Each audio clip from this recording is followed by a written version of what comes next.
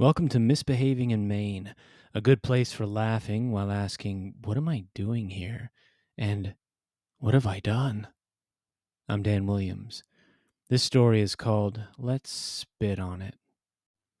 And now, here goes everything.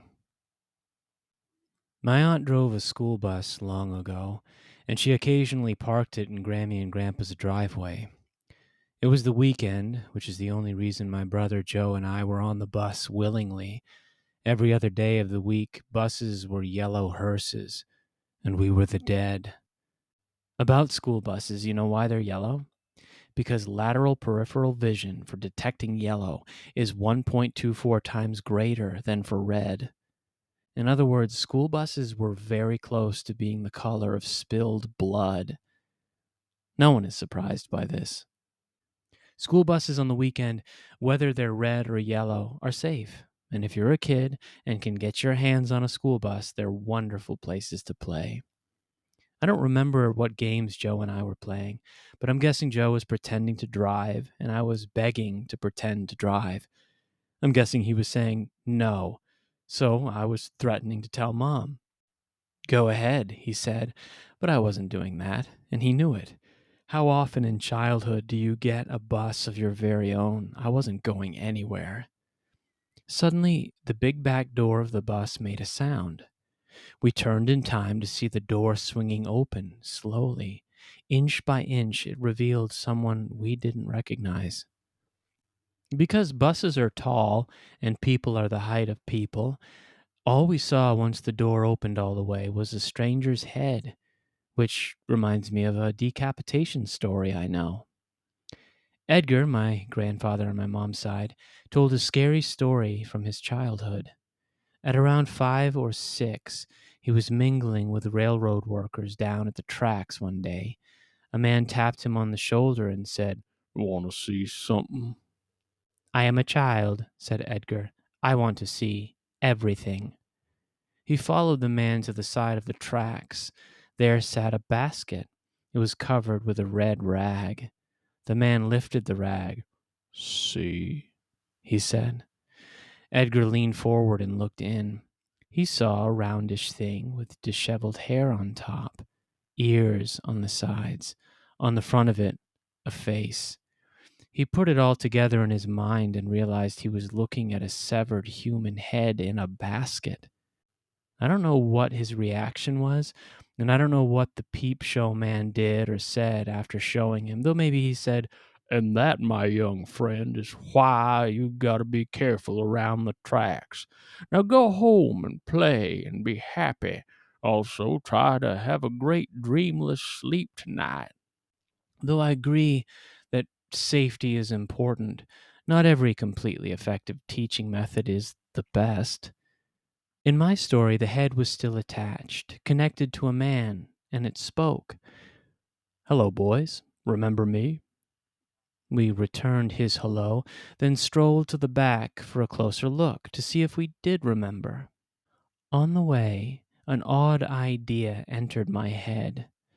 I don't know if it was my idea or if Joe whispered it to me as we approached the stranger, but I do remember thinking that if I did what I had in mind, Joe would love it. He'd think I was hilarious. Back then, if you could make someone laugh, you had the right, for a brief time, to love yourself. Joe and I reached the back of the bus and looked down at the man. The man smiled. Then he mystified us by saying, "I'm your first cousin, once removed."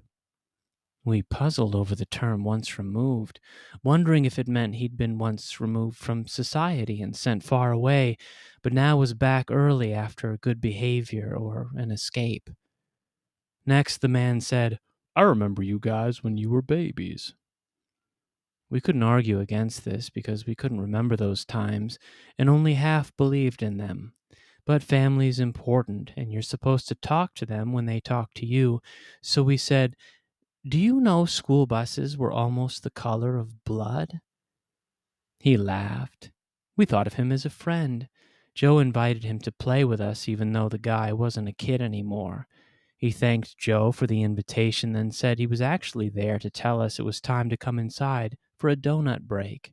and we would have gone inside for a donut break if not for the crazy idea in my head, an idea that became more than an idea when I turned it into action. Here's what I did. I leaned down and spit in the face of my once removed cousin. If I had been one of those spitting snakes, the cousin would have gone blind. Then Mom would have cut my head off with a shovel and made me into boots. After spitting, my memory jumps ahead, skipping over important details. What did the cousin say after I spit on him? What did he do? Did he turn red and yell? Did he lunge and try to grab me? And most importantly, was Joe laughing? When my memory cuts back in, I see Mom. She's dragging me across the driveway by the wrist. I'm crying. We're heading for the car for home. This is probably why I'm crying, because the visit is ending early. No donuts. I might never see donuts again.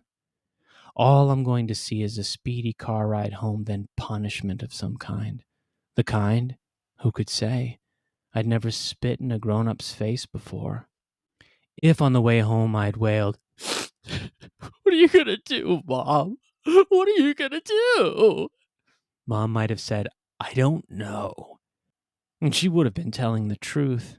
It takes peace and hours to invent a punishment that fits the crime when the crime is unheard of and horrible, and Mom would have been too angry in the moment to invent and then explain. And now that I'm a parent, I realize she was probably embarrassed too.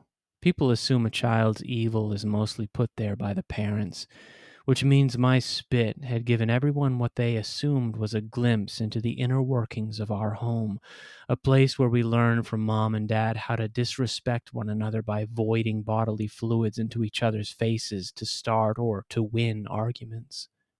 I don't remember my punishment, but I do know I never saw my cousin again. This time, he'd been removed for good, and it was my fault. I feel shame when I think back on that day. Shame and bewilderment. What kind of kid does what I did? And what else is he capable of? If the idea had been kick the stranger's nose bone up into his brain, would I have done it? And would the reason have been the same, to make Joe laugh? Would he have laughed? And if he had, would I have felt no guilt for murder? As ashamed as I feel, if I hadn't spit in my cousin's face, I wouldn't remember that day at all. It would have slipped from my memory's fingers without even leaving a stain. That beautiful summer Saturday, the rare thrill of a whole school bus to ourselves, all of it, gone, lost. A loss that would shear from the length of my life a marvelous afternoon, and more than that, because time in childhood, according to child science, is 50 times longer, wider, and deeper than the times that follow after. Therefore, if life is a race, then 90% of it happens in childhood. Adulthood begins the moment you round the bend and see the finish line in the very near distance. Lose time in childhood, and your life grows so short, you begin to wonder if you ever lived at all. So, if I could, would I take back my spit? Would I shake the cousin's hand instead of temporarily blinding him? Would I listen to the terrible idea, call it terrible, and then keep it to myself? No, I would not take it back. And I have a feeling the cousin wouldn't want me to either. He remembers that day. He has to. Without the spit, though, he wouldn't. He'd lose the day, and that would be a tragedy because he's at an age by now where he can't afford to lose even the smallest scrap of time. Losing that afternoon might throw off his balance and send him tripping into the grave. I like to imagine that if we saw each other today, he'd say, "Thank you." He might hawk up a question, "Remember me?" And I'd say, "Always, and I always will." Then the cousin would spit in my face, returning the favor, giving me something else to remember him by. A great gift. A way to remember a moment, a day, one that otherwise would be half erased in 2 days and gone almost completely by the weekend. I'd wipe the spit from my eyes and say, thank you. Though I'd have to raise my voice over the sound of laughter. Joe's laughter. He'd be there too, of course, laughing and high-fiving the cousin, grateful for the memory. But for the laugh, he'd be over the moon. This has been Misbehaving in Maine. See you next time. And remember, you may be wicked, you may be weird, but you're not alone.